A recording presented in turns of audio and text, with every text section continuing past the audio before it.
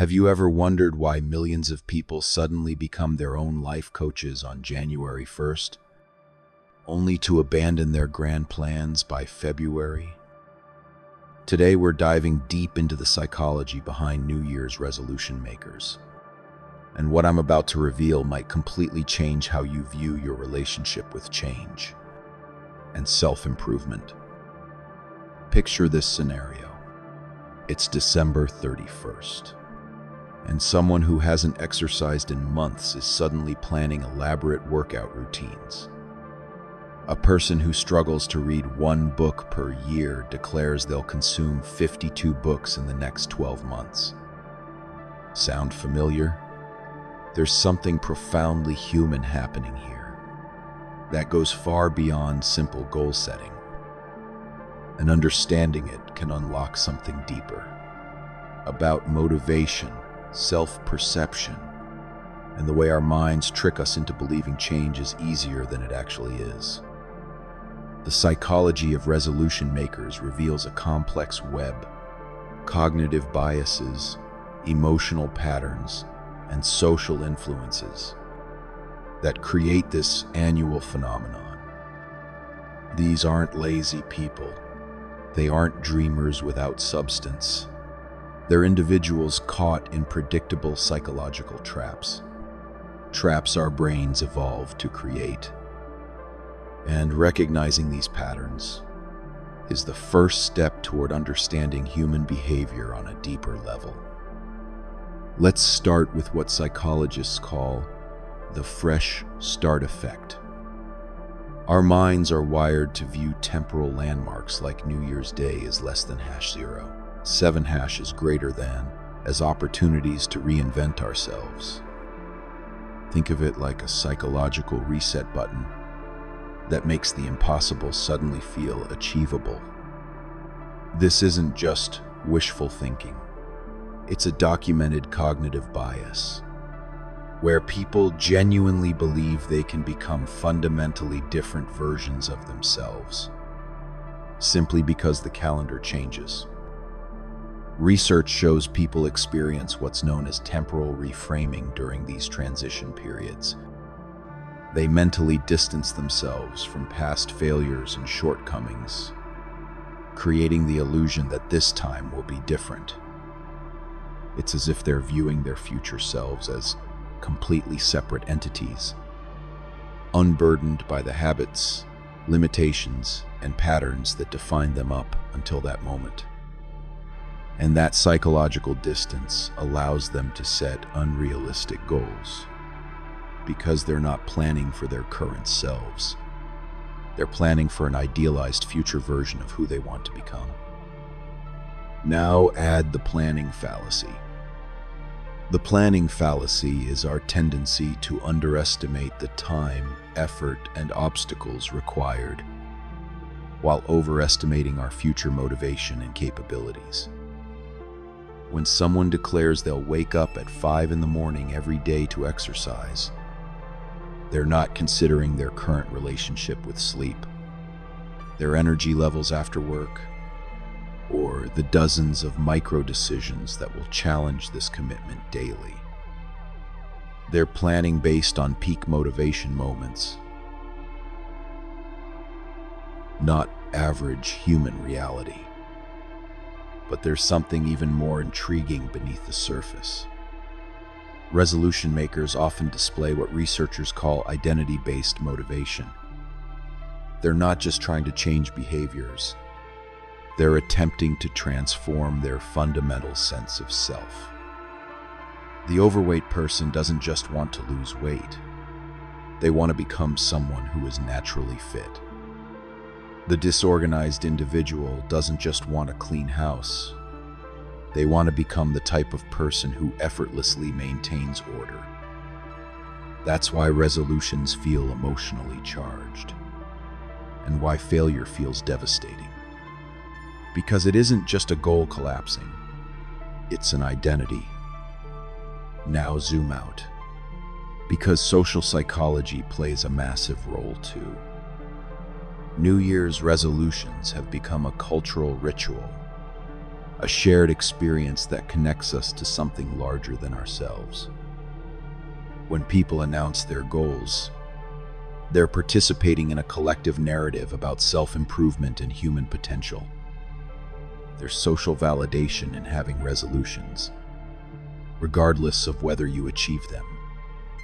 It signals to others that you're growth-oriented, ambitious, and self-aware enough to recognize areas for improvement. And timing adds another psychological pattern. January 1st provides what researchers call implementation intention clarity. A concrete date removes ambiguity. Instead of, "I'll start soon," it becomes, "I'll start January 1st." That specificity feels empowering and creates a sense of commitment, even though the arbitrary nature of the date has no actual bearing on success probability. Here's where it gets really interesting. Many resolution makers unconsciously use what's called moral licensing. By making the resolution, they feel they've already taken a positive step toward change, which can actually reduce motivation to follow through. The act of declaring intention provides some of the psychological satisfaction that should come from achieving the goal. It's as if the brain partially treats planning as accomplishment, and that reduces urgency to take action. Now layer in optimism bias. Resolution makers systematically overestimate their likelihood of success, while underestimating the challenges they'll face. They focus on best-case scenarios, rather than preparing for the inevitable obstacles, setbacks, and motivational dips that come with any significant change. And this isn't stupidity. It's a fundamental way human cognition works, to protect our sense of agency and possibility. Emotional regulation plays a crucial role too. Many people use resolution making as a way to manage anxiety, guilt, or dissatisfaction with their current circumstances. The act of planning change provides temporary relief from negative emotions, even if the plans themselves are unrealistic. It's emotional self-medication that feels productive and hopeful, rather than avoidant or destructive. There's also a fascinating relationship here with what researchers term the sunk cost fallacy, in reverse. People believe that because they've invested emotional energy into elaborate plans, they're more likely to follow through. But research suggests over-planning can decrease follow-through because it creates an illusion of progress without requiring real behavioral change. Then comes the perfectionism trap. Resolution makers often create all-or-nothing frameworks that set them up for collapse. They plan to exercise every day. Instead of 3 times per week, they commit to eliminating foods entirely, instead of moderating. And when the first deviation happens, it feels like total failure.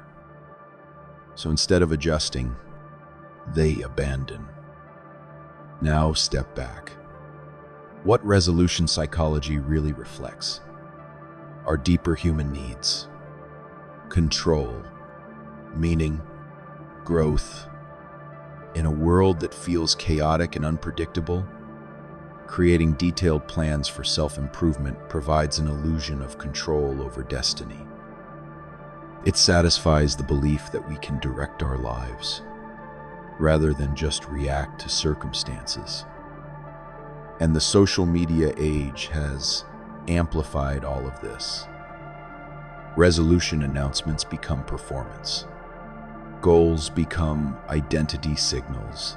People craft their plans not only for personal achievement, but for how they appear to others. That adds external pressure and validation seeking, which can both help and quietly sabotage genuine change. Understanding these patterns doesn't mean resolution making is pointless. It doesn't mean people should stop setting goals. It means successful change requires working with psychology instead of fighting it. The most effective goal setters understand motivation fluctuates.